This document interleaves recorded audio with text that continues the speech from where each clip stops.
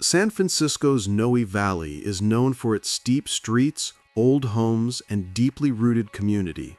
But in recent days, the neighborhood has been shaken by a different kind of disturbance: the near destruction of two of the city's few remaining 1906 earthquake shacks. These tiny wooden structures at 369 Valley Street, built more than a century ago after San Francisco's devastating earthquake and fire, have stood as rare reminders of the city's resilience. Yet, despite a building permit requiring their preservation, the shacks were almost entirely demolished before city inspectors rushed to stop the work. The roofs and scattered historic lumber left behind are now the center of outrage from neighbors who spent years fighting to protect them. And before we go further into this shocking case, make sure you subscribe to this channel so you never miss important updates on stories like this. For more than a decade, preservationists and locals have pushed back against developers, knowing these fragile structures were constantly at risk. Their efforts included petitions, historical reports, and a dedicated website, SaveTheShack.net. But even with all that effort, their worst fear came true when demolition workers ripped the shacks apart under the guise of relocation work. Mark Norton, a retired hotel worker who has lived next door since 1984, has watched these aging cottages for decades. He says the city's permit allowed only for the shacks to be lifted and moved forward on the lot, not torn down. When a neighbor reported that demolition was happening, Department of Building Inspection officials rushed to the site. By the time they arrived, however, the historic structures were nearly gone. Just fragments of 118-year-old lumber remained.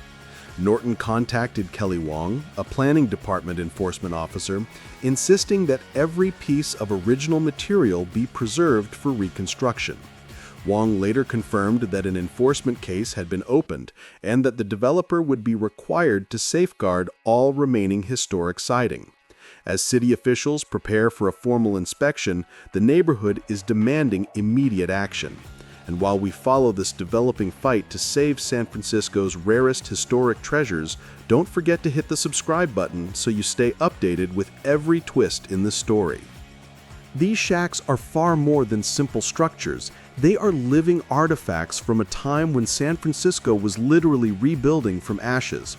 After the 1906 earthquake, more than 5,600 wooden refuge shacks were constructed across city parks, including Presida Park, Golden Gate Park, and Dolores Park. Families lived in them while the city rebuilt itself, and eventually they were sold to residents who moved them onto private lots. Many were combined into small cottages, including the two at 369 Valley Street, which were likely hauled up the steep hill more than a century ago. Historian Jane Cryan, known as the Cottage Lady, has spent decades fighting to save these rare homes.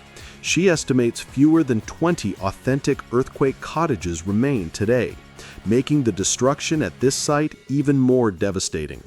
Cryan calls these structures the greatest act of charity the world has ever known, because they helped thousands of low-income families become homeowners after the disaster.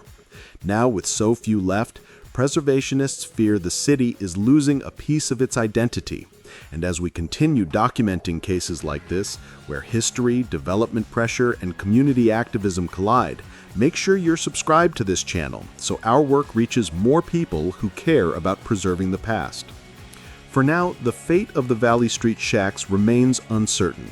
The enforcement case will determine whether the developer must reconstruct the shacks using surviving original materials under professional preservation oversight. Neighbors insist that nothing be removed from the site until a full restoration plan is approved. They believe this case represents a larger problem in San Francisco: developers quietly pushing the limits of the law until a historic building becomes too damaged to save. For residents like Norton, this is not just about nostalgia. It is about honoring the resilience of everyday people who built and rebuilt the city through disaster. Standing at his fence, staring at the remaining fragments of these once proud structures, he says losing even one more shack means losing a story, a legacy, and a physical reminder of San Francisco's strength. In a city constantly transforming under development pressure, the fight to protect these tiny wooden time capsules is more urgent than ever.